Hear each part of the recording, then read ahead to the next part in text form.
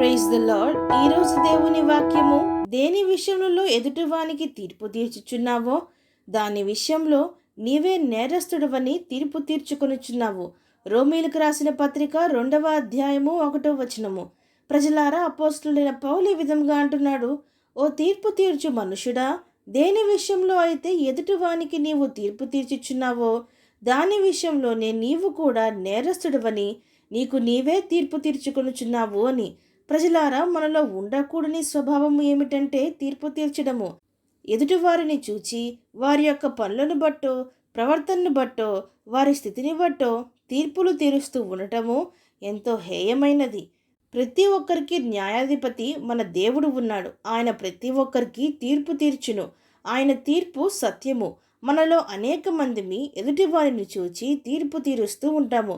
ఫలానా వ్యక్తి ఇలాంటి వ్యక్తి, లేక ఫలానా కుటుంబము ఇలాంటిది, లేక వీరు ఇలాంటి పనులు చేయిచున్నారు గనుకనే ఈ విధముగా వారికి జరిగెను అని మనుషులను గూర్చి ఒక న్యాయమూర్తిలాగున మనము తీర్పులు తీరుస్తూ ఉంటాము. కానీ అట్టి విషయంలో జరిగించుచున్న మనము కూడా నేరస్తులమనే మనతో మనము చెప్పుకొనుచున్నాము.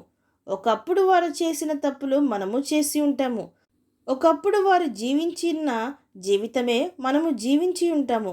దేవుని కృప వల్ల మాత్రమే మనము రక్షింపబడ్డాము అని ఎరుగక మనము తీర్పులు తీరుస్తూ కూర్చుంటాము. మరి కొందరైతే అటివి జరిగిస్తూనే మరలా ఎదుటి వారిని నేరస్తునిగా నిలవబెట్టుదురు. పౌలు భక్తుడు అంటున్నాడు: అట్టి కార్యములు చేయువారికి తీర్పు తీర్చుచు వాటినే చేయుచున్న మనుష్యుడా, నీవు దేవుని తీర్పు తప్పించుకొందువని అనుకొందువా అని. ప్రజలారా, ఎదుటి వ్యక్తిని తీర్పు తీర్చే దేవుడు మనకు తీర్పు తీర్చడా? ఖచ్చితంగా తీర్చును. అయితే ఆయన అనుగ్రహము, ఆయన కృప మన యొక్క చెడ్డ స్వభావం పట్ల, చెడ్డ క్రియల పట్ల ఆయన యొక్క దీర్ఘశాంతము, సహనము, అనుగ్రహము చూపుచున్నాడు.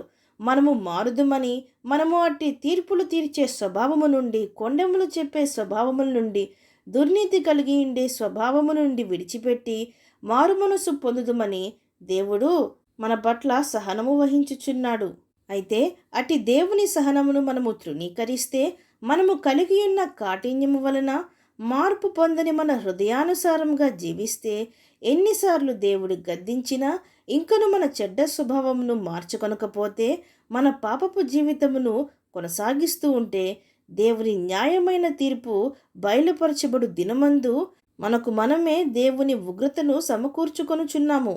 మరింతగా దేవుని ఉగ్రత మన పైకి వచ్చినట్లుగా మనమే సమకూర్చుకొనుచున్నాము. కాబట్టి ప్రజలారా, దేవుడు పక్షపాతి కాడని, ఆయన ప్రతి వానికి వాని వాని క్రియల చొప్పున ప్రతిఫలం ఇచ్చునని ఎరిగి ఎవరికి నీ తీర్పు తీర్చగా, దేవుని తీర్పుకే మనము చోటిచ్చి మన యొక్క హృదయమును, స్వభావమును, మాటలను చెడ్డవాటి నుండి తొలగించుకొని మంచి వాటి యందు నిలుపుదుము.